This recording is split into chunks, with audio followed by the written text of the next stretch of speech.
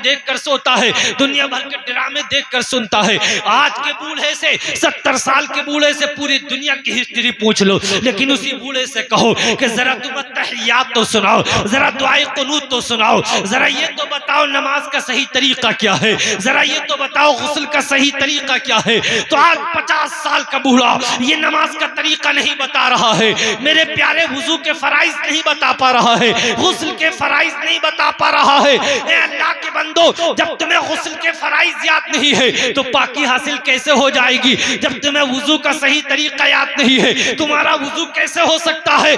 जब गुस्ल नहीं हुआ तो वुजू भी नहीं हुआ, और जब वुजू नहीं हुआ तो नमाज भी नहीं हुई। मेरे प्यारे, नमाज के लिए शर्त है, गुस्ल होना जरूरी है, वुजू का होना जरूरी है। जब गुस्ल नहीं हुआ तो वुजू नहीं हुआ, और जब वुजू नहीं हुआ तो नमाज भी नहीं हुई। तो अपने बच्चों को, मेरे प्यारे, तरबियत ये है कि अपने बच्चों की सही तरबियत ये करो, कुरान का इल्म दो, हदीस का इल्म दो, उन्हें मदरसे में पढ़ने के लिए भेजो। जब बच्चा तुम अच्छी तरबियत करोगे, उसे कुरान पाक पढ़ना सिखाओगे, उसे मदरसे में भेजोगे। मेरे प्यारे, जब तुम इंतकाल कर जाओगे, तुम्हारा बच्चा अल्हम्द शरीफ से कुरान पाक पढ़ना शुरू करेगा, तुम्हारे लिए कुरान पाक पढ़ के इसाले सवाब करेगा। तुम कब्र में होगे, तुम्हारा बच्चा कुरान पढ़ रहा होगा। मेरे प्यारे, जैसे जैसे तुम्हारा बच्चा कुरान पढ़ता चला जाएगा, अल्लाह तुम्हारे गुनाहों को बख्श देगा, और तुम्हारी कब्र में अल्लाह रहमतें उतारेगा, बरकतें उतारेगा। तुम्हारी कब्र जन्नत के बागों में से एक बाग बनती चली जाएगी। क्या बात, नारे तकबीर, नारे रिसालत, मसलके आला हजरत, फैजाने आला हजरत, फैजाने हुजूर मुफ्ती आजम हिंद, मुफ्ती निजामुद्दीन साहिब क़िबला। अब मेरे प्यारे देखो तो सही, तीसरी बात का हुक्म हुआ कि मेरे प्यारे, पहली दो बातें क्या हुई कि बच्चा पैदा हो तो उसका अच्छा नाम रखो। दूसरी बात ये हुई कि बच्चा जब कुछ बड़ा हो तो उसकी अच्छी तरबियत करो। अच्छी तरबियत में यही है कि उसे दीनदारी सिखाओ, दीन सिखाओ, कुरान पढ़ना सिखाओ, दीन का इल्म दो। और तीसरी बात ये सिखाओ कि मेरे प्यारे, जब तुम्हारा बच्चा बालिग हो जाए तो उसकी शादी करो, उसका निकाह करो। अब निकाह करने के लिए मेरे प्यारे, अल्लाह ने हमें हुक्म दिया, हुजूर की तालीमात से हमें ये सीखने मिला कि अपने बच्चों का निकाह करो। अब मेरे प्यारे, हम बच्चों का निकाह करने के लिए जब तैयारी करते हैं, शादी के लिए तैयारी करते हैं, तो मेरे प्यारे, अल्लाह ने अगर कुछ अच्छा मकान बनवा दिया है, अच्छा कारोबार दे दिया है, तो अब मेरे प्यारे, 4 पहिया से पहले के नहीं सोच रहे हैं। मेरे प्यारे, अच्छा रिश्ता बताओ, अच्छा रिश्ता बताओ। अच्छा रिश्ता कैसा होता है? कौन सा अच्छा रिश्ता होता है?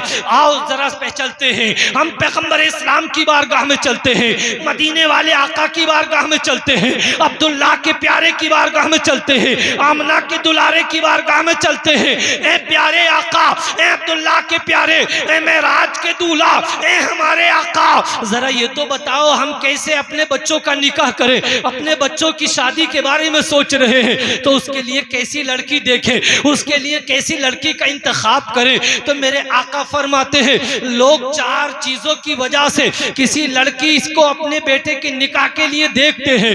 पहली चीज होती है उसका हुस्न, उसकी खूबसूरती, दूसरी चीज होती है उसका माल, और तीसरी चीज होती है उसका खानदान, और चौथी चीज होती है उसका दीन। मेरे प्यारे, देखो तो सही, अगर किसी औरत को से तुमने अगर खूबसूरती की वजह से, उसके हुस्न की वजह से अगर निकाह किया है तो हुस्न खत्म हो जाता है, खूबसूरती खत्म हो जाती है, और दूसरा माल भी खत्म हो जाता है, खानदान भी खराब हो जाता है। लेकिन तीसरी चीज, दीनदार जो अगर औरत होगी, और दीनदारी की वजह से तुम अपने बच्चों का निकाह करो, इसलिए कि जब दीनदार औरत तुम्हारे बेटे के घर में आएगी और वो नमाजें पढ़ेगी, कुरान की तिलावत करेगी, रोजे रखेगी, उसका शोहर जब बाहर कमाने जाएगा, ये मुसल्ला बिछा के दुआएं करेगी, उधर उसका शोहर कमाएगा, उधर ये नमाजें पढ़ेगी, दुआएं करेगी। कसम खुदा की, ऐसी दुल्हन जब तुम्हारे घर में आएगी, उसके साथ साथ खुदा की रहमतें तुम्हारे घर में आ जाएंगी, उसके साथ साथ अल्लाह की रहमतें आ जाएंगी, तुम्हारे घर की गरीबी दूर हो जाएगी, नहुसत दूर हो जाएगी, अल्लाह और उसके रसूल की रहमतें बरसने लगेंगी। अमीरुल मोमिनीन हजरत उमर फारूक आजम रदी अल्लाह ताला अन्हु का दौरे खिलाफत है। आप एक रास्ते से गुजर रहे हैं रात के वक्त में, एक घर से आवाज आ रही है माँ और बेटी के बोलने की। माँ कह रही है बेटी से, बेटी दूध में पानी मिला दो। बेटी कहती है अमीरुल मोमिनीन हजरत उमर फारूक आजम ने मना किया है। माँ कहती है मना किया है ठीक है, लेकिन रात की तारीकी है, रात का वक्त है, यहां कौन से अमीरुल मोमिनीन देखने के लिए आ रहे हैं। कह दिया कोई बात नहीं है, लेकिन देखने के लिए थोड़ी आ रहे हैं, रात की तारीकी है। ऐ बेटी मैं तुझसे कह रही हूं तू पानी मिला दे, लेकिन जरा ऐ जलसे में आने वाले लोगों जरा सी बात को अपने दिल पे लिख कर ले जाओ। देखो तो सही बेटी कैसा तारीखी जवाब देती है। बेटी कहती है हाँ हाँ माँ ठीक कह रही है, अमीरुल मोमिनीन इस रात की तारीकी में देखने नहीं आ रहे हैं, लेकिन माँ तू पानी मिलाने जो कह रही है, लेकिन अल्लाह तो यहाँ भी देख रहा है। अल्लाह तो रात की तारीकी हो या दिन का उजाला हो वो तो देख रहा है। अल्लाह अकबर। हजरत अमीरुल मोमिनीन इस बात को दीवार के पीछे से सुन रहे थे, लौट कर चले जाते हैं। सुबह होती है, अपने खलीफा को भेजते हैं कि जाओ फला आदमी के घर उसकी बेटी के लिए मेरे बेटे का रिश्ता लेकर चले जाओ। अल्लाह अकबर। जब इस दरवाजे पे खटखटाया जाता है और इस लड़की के बाप को बुलाया जाता है कि तेरी बेटी के लिए अमीरुल मोमिनीन हजरत उमर फारूक आजम ने तेरी बेटी के लिए रिश्ता लेकर भेजा है। यह आदमी कहने लगता है अरे मुझ जैसे गरीब आदमी के यहाँ, मुझ जैसे कमजोर आदमी के यहाँ हजरत अमीरुल मोमिनीन उमर फारूक आजम भला रिश्ता लेकर कैसे भेज देते हैं। चल कहते हैं चल हजरत अमीरुल मोमिनीन बुला रहे हैं, उमर फारूक आजम बुला रहे हैं। ये आदमी डरता डरता जाता है और अर्ज करता है ए अमीरुल मोमिनीन, ए खलीफतुल मुस्लिमीन, ए सरकार के चहीते सहाबी, आप ये तो बताओ मुझ गरीब की बेटी को तुमने पसंद कैसे किया है। मेरी बेटी में क्या चीज देखी है, मेरी बेटी में ऐसी कौन सी खूबी है। हजरत अमीरुल मोमिनीन कहते हैं मैंने तेरी बेटी का रंग नहीं देखा है, मैंने तेरी बेटी की खूबसूरती नहीं देखी है, मैंने तेरी अमीरी और गरीबी नहीं देखी है, बस मैंने तेरी बेटी के दिल के अंदर खौफे खुदा देखा है। जो उसके दिल के अंदर खौफे खुदा है बस उसी की वजह से मैंने अपने बेटे का निकाह करने का इरादा किया। इस वजह से अपने बच्चों के निकाह करो। मेरे प्यारे देखो तो सही, जब बेटी के अंदर, जब औरत के दिल के अंदर खौफे खुदा होगा वो गीबत नहीं करेगी, वो चुगली नहीं करेगी। जब उसके दिल के अंदर खौफे खुदा होगा अपने शोहर की खिदमत करेगी, अपनी सास और ससुर की खिदमत करेगी। लेकिन तुम तो देखते हो 4 पहिया वाला 2 लाख मंगनी में दिल दिलाओ, 1 लाख मंगनी में भी दिलाओ, तो जब 1 लाख मंगनी में ले लोगे, 4 पहिया ले लोगे, 500 आदमी बारात में लेकर जाओगे तो वो तुम्हारी खिदमत नहीं करेगी, वो तुम्हारी खिदमत नहीं करेगी, वो सास और ससुर को रोटी नहीं देगी। वो तो जब बढ़िया बेड लेकर आई है, बढ़िया सोफे लेकर आई है, अपने बाप के घर से 4 पहिया लेकर आई है, तो मेरे प्यारे वो तुम्हारी खिदमत करने के लिए नहीं आई है। मेरे प्यारे अपनी शादियों को इस्लामी शादियों के तरीके पर करो, जो हमें हमारे नबी ने तरीका बताया है, जो सहाबाई कराम ने तरीका बताया है, जो बुजुर्गाने दीन ने हमें तरीका बताया है, उसी तरीके पर शादी करो। जब उस सुन्नत के मुताबिक तुम शादी करोगे तो शादी भी हो जाएगी, रहमतें भी मिल जाएंगी, बरकतें भी मिल जाएंगी, हुजूर भी राजी हो जाएंगे और अल्लाह भी राजी। ऐसी शादी करो। देखो तो सही, जब तुम ऐसी शादी करोगे, और अच्छा ये याद रखे अगर बेटा नेक हो तभी आपको बख्शिश का सामान मिलेगा, ऐसा नहीं है। अगर बेटी नेक हो तो भी आपको बख्शिश का सामान बन सकती है। नबी अकरम सल्लल्लाहु अलैहि वसल्लम का जमाना है, प्यारे आका का जमाना है। एक सहाबी रसूल है, उनकी बेटी जब जवान हुई तो ख्याल आया कि अपनी बेटी के लिए रिश्ता देखा जाए। निकल गए, एक नौजवान मिले और कहा मेरी बेटी से अगर निकाह करना चाहते हो तो निकाह कर लो। कहा निकाह कर लूंगा, लेकिन कहा एक शर्त है, कहा बताओ क्या शर्त है। तो ये जो साहबी रसूल थे इन्होंने कहा तुम्हें मेरे घर रहना होगा और मेरे घर में एक तरफ तुम रह लोगे एक तरफ मैं रह लूंगा। कहा ठीक है, निकाह हो जाता है। जब निकाह को महीने 2 महीने हुए, एक जानिब मेरे प्यारे बेटी और दामाद रह रहे हैं और एक जानिब ससुर और सास रह रहे हैं। कुछ दिन होते हैं, मेरे प्यारे इस लड़की के बाप की तबीयत खराब हो जाती है। अब मेरे प्यारे देखो तो सही, उधर 2-3 महीने शादी को गुजरे हैं, वो मेरे प्यारे नौजवान जो है अपनी बेबी से कहते हैं ए मेरी शरीक हयात, मैं अब किसी दूसरी जगह काम करने जा रहा हूं, लेकिन मेरी एक नसीहत ये है कि जब तक मैं लौट कर ना आ जाऊं, तुम्हें घर में से नहीं निकलना है, तुम्हें इस घर में से अपने बाप के घर नहीं जाना है, तुम्हें मेरी इजाजत के बगैर कहीं नहीं जाना है।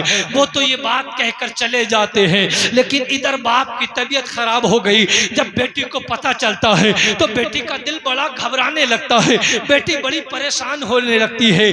बाप को देखने रिश्तेदार आ गए, बाप को देखने पड़ोसी और खानदानी आ गए, लेकिन बेटी बड़ी परेशान हो रही है कि मेरा शोहर मना करके गया था, मैं जाऊं या ना जाऊं। लेकिन नबी अकरम का जमाना था, पैगंबर इस्लाम का जमाना था। ए मेरे जलसे में आने वालों, जरा तवज्जो की जरूरत है। ये फौरन से पहले एक कासिद को नबी अकरम की बारगाह में भेजती है और पूछवाती है मेरे आका, मेरा शोहर मुझसे मना करके गया था, क्या मैं अपने शोहर की इजाजत के बगैर अपने बाप को देखने जा सकती हूँ, उसके घर जा सकती हूँ? नबी अकरम फरमाते हैं जब तुम्हारा शोहर मना करके गया है तो तुम हरगिज़ नहीं जा सकती हो।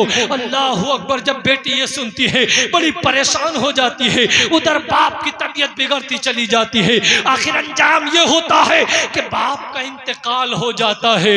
बेटी फिर किसी को भेजती है और नबी अकरम की बारगाह में भेजती है कि पूछ कराओ पैगंबर इस्लाम से कि मेरे बाप का इंतकाल हो गया है, मेरा शोहर मुझसे मना करके गया था, क्या मैं अपने बाप को देखने जा सकती हूँ अपने शोहर की इजाजत के बगैर? मेरे आका मना फरमा देते हैं, ए खातून तू नहीं जा सकती है, ए खातून तू नहीं जा सकती है। बहुत रोती है, सर पाई से रोते रोते नीचे गिर जाती है। ख्याल आता है जिस बाप ने परवरिश की, जिस बाप ने 18 साल तक पाला, जिस बाप ने मेरी शादी की, बेटी रोती चली जा रही है। अरे बेटी रोती है, मेरे प्यारे जमीन हिलती है। जब बेटी के आंसू निकलते हैं, ये दरो दीवार रोते हैं। ए जलसे में आने वालों, इन बेटियों की हिफाजत करो, इन बेटियों की निकाह की जल्दी किया करो। जब बेटी बालिग हो जाया करे तो इधर उधर की मत सोचा करो, बस जल्दी ये कोशिश किया करो कि अपनी बेटी की शादी कर दे, अपनी बेटी का निकाह कर दे।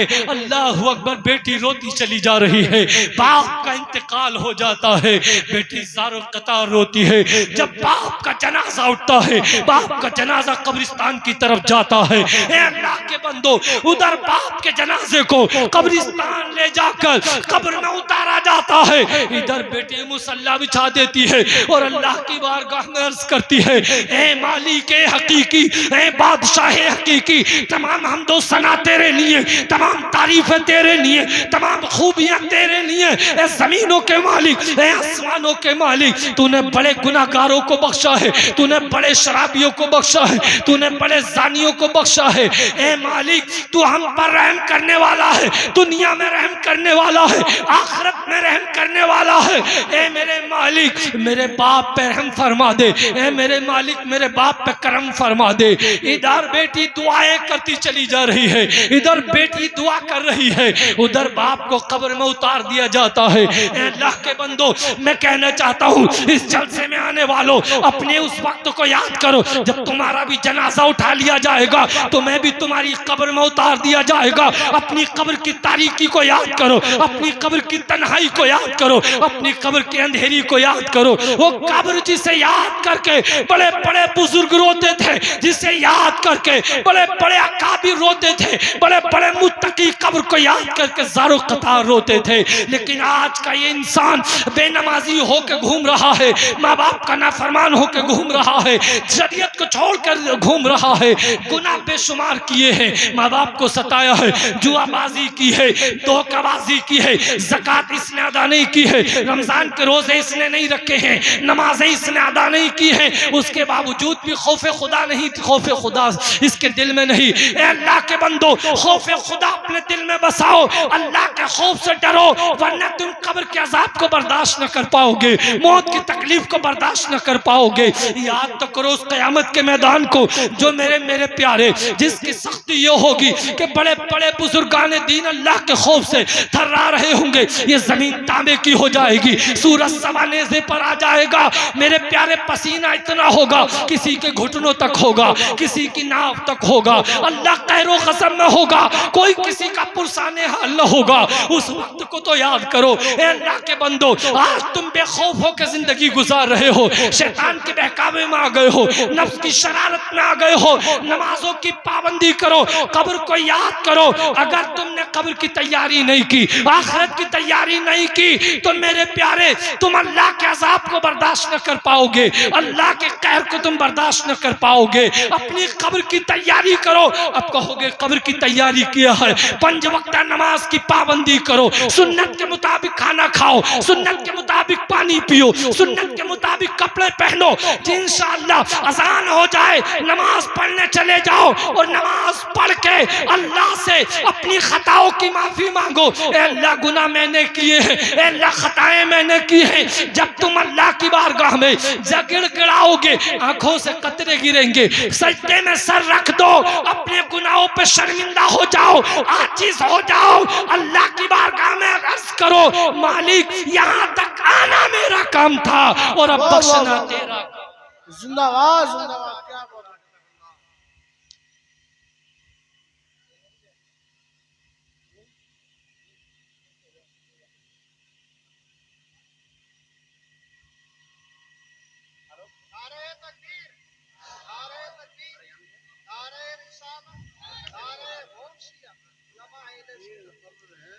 कहने सुनने में जानकर भूलकर गलती हुई हो, मैं तौबा करता हूँ, अस्तगफिरुल्लाह रब्बी मिन कुल्ली ज़ंबी व अतूबु इलैह। कलमा शरीफ पढ़िए, ला इलाहा इल्लल्लाह मुहम्मदुर रसूलुल्लाह सल्लल्लाहु तआला अलैहि वसल्लम।